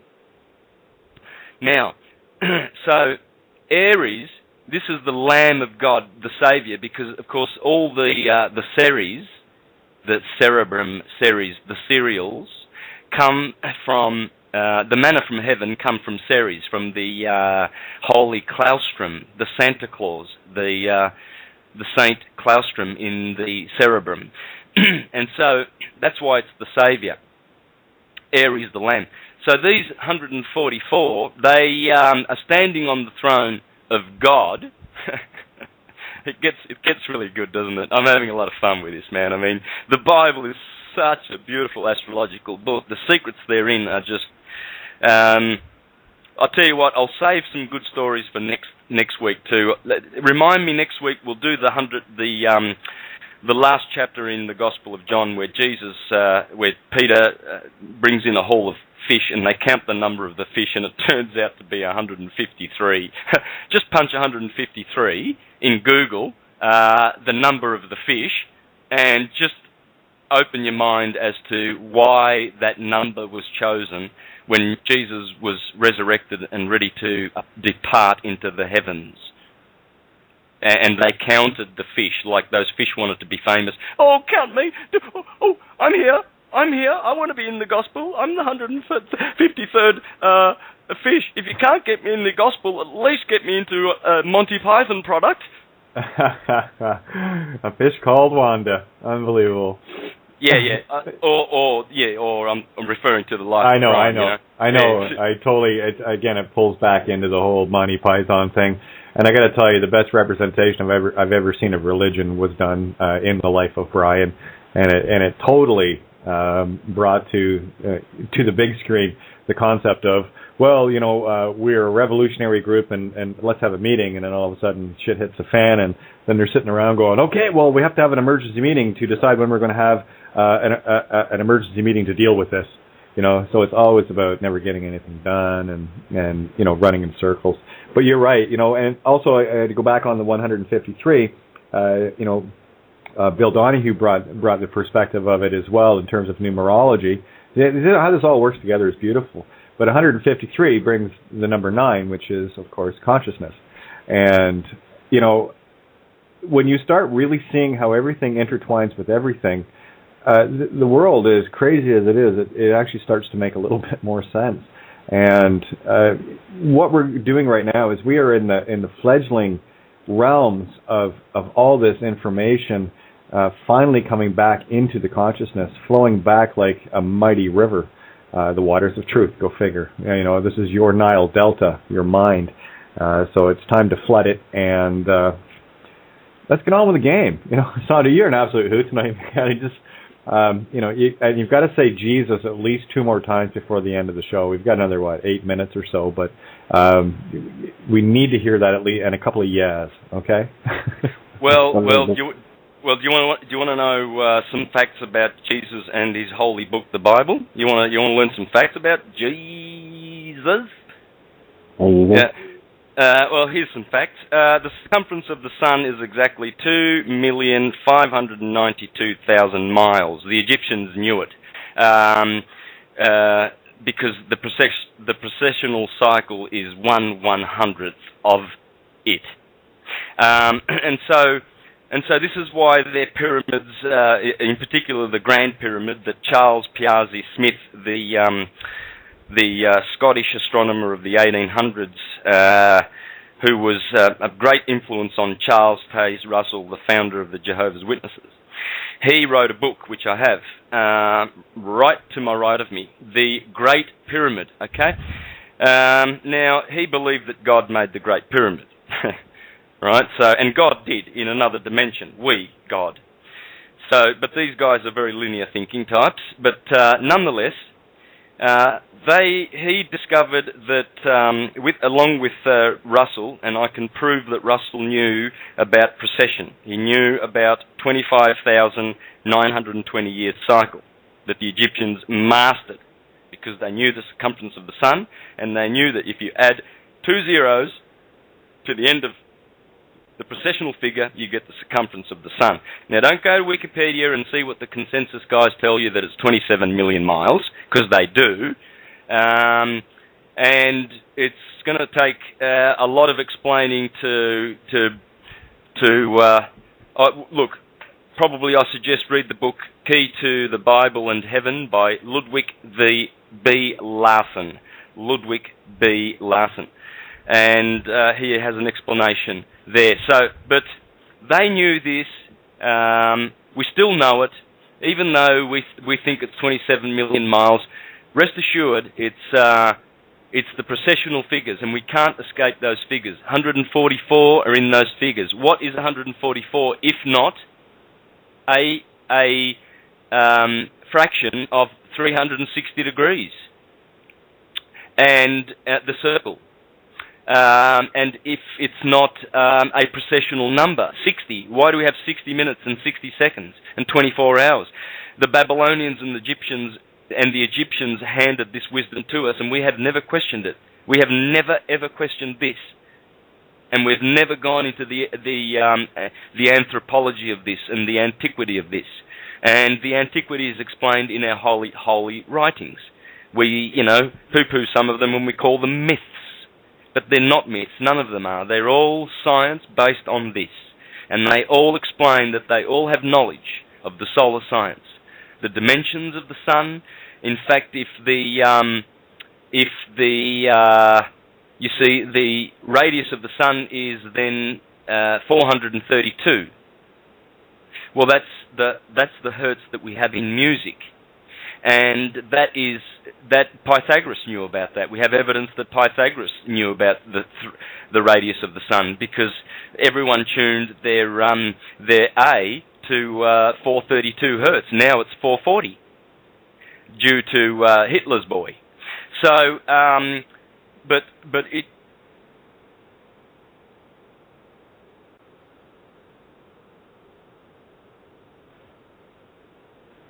Oh, you dropped off a little bit there, Santo. Are you there? Hello, Santo. Perfect timing. Oh, yeah, we just lost him. So we got like 4 minutes left here. So I'll see if I can bring him back into the call for the last couple of minutes. So where are we here? And yeah, it's calling him back right now. So we'll see. He might have just went offline. Anyway, we've got about a little over 4 minutes. Might as well get our gratitudes in right now. Thanks to Paul and Elisa and the crew at Critical Mass Radio, always for giving us this platform every night where we can share this truth with everyone, and where you guys can go out and make a difference. We're just doing what we can here, bringing the information to the table for you in as quick a fashion and as concise a fashion as possible, with as much accuracy as we can muster at all points, cross-referencing and whatever. So we got you back, Santo? Yeah, at what point did I disappear? Hitler. You just said 432 hertz, brought to us by none other than Joseph Goebbels. So there you go. Yeah, anyway, the point being 72, 36. Oh, well, look. All right, so I did mention 60 minutes and seconds. Where do we get that from? Well, astrology has the answer. Of course, it's the mother of all sciences. There's such a thing in astrology called terms. So every sign will have 5 terms. Aries has got 5 terms, Taurus, Gemini, and so 5 times 12 equals 60. And so there's that. And there are decans, and so every sign is divided into 3 decans of 10 degrees. Well, 3 times 12 is 36, and if it isn't the number of the sun, it's the number of the sun. And see, and the Bible has these numbers encoded right the way through it, without exception. Every single number you see in the Bible, and I'll be doing sermons one day with the Bible. I'll be doing true sermons, like the Reverend Robert Taylor was doing in England at the Devil's Pulpit in 1830. Yeah, I'll be doing those. I'm doing them already. Awesome. I know you want to carry on. We got about 2 minutes left here. There's very important information I need to get out regarding you, Santo. People, if you can, pop by the website www.bonaccithefilm.com. That's BONACCITHEFILM.com. bonaccithefilm.com. That's a new page in English where you guys can go and donate to get Santo to Ecuador to get the movie done, get Bonacci the film done. So I just wanted to get that out. Johnny just tagged me, and thank you for that, Johnny. But anyway, we got about a minute and a half here, so any closing comments? We've already said the gratitude, so take her away. No, I've about said what I've had to say, Kate. Thanks, but yeah, next week I'll probably do a little sermon on the 153. How about that? And a little bit more. Okay, well, we'll remember that. You know, the Pisces, the fish, 153 of them. Also, just to let people know that we're going to be on, we're Eagle Soar tomorrow night here on Critical Mass Radio with none other than Kyler Davenport. And, of course, Santo, you're welcome to sit in any show. It's always beneficial in more ways than I can even think of counting. And of course, hanging out with you and Tony. Kate, yeah. Kate, I do have something exciting that I want to share. If you can, listeners, subscribe to School of the Holy Science too, because I'm doing a webinar and I'm really excited with the stuff I'm teaching there. Okay, it's this stuff, what I'm doing here, you know. But I've got you can see the visuals. I've got my whiteboard. I go through the sine wave. I go over and over, and we're learning the best astrology on the planet at School of the Holy Science. And I'll be bringing that to synchronicity too, of course, absolutely. And so. But we got lots. Oh yeah, absolutely. School of the Holy Science. So, and don't forget also we do the shows on QL Television. Tony and I Monday, and Santo you do Tuesday and Thursday. I'm not sure. Thursdays, yeah. So anyway, thanks again everyone for tuning in tonight. Santo, a pleasure, and I know next week Jordan will be with us. I know he felt bad not being able to make it tonight. I just hope he's feeling a lot better. But again, thanks everyone for tuning in tonight and being a part of the truth. Isn't that cool? We're on the record section, Tony, so if you want to say anything, go ahead, and then we'll shut her down. Just wanted to say thank you, Santos, for coming and joining us tonight. It's been absolutely awesome as usual. And thanks to the listeners for listening in. Again, there's a lot of stuff going viral right now, including, you know, all sorts of stuff about the Pope, the Vatican, etc. So if you can get yourselves down to Synchronicity front page, you'll see it all there right in front of you. But apart from that, it's all cool. And thank you, Kate. Thank you, Santos. Thank you, everybody, for listening. And thank you, Lord, for being here and seeing this wonderful time. Oh yeah, yeah. Santo, Tony, thank you guys so much. And again, don't forget, tune in tomorrow night. Every night we got a show going here on Critical Mass Radio. This is one of the hosts, because there really isn't a host tonight, so it's kind of an open forum. But this is Kate of Gaia signing off, saying much love to all, and we'll catch you on the next one. Talk to you soon. Take care, everyone.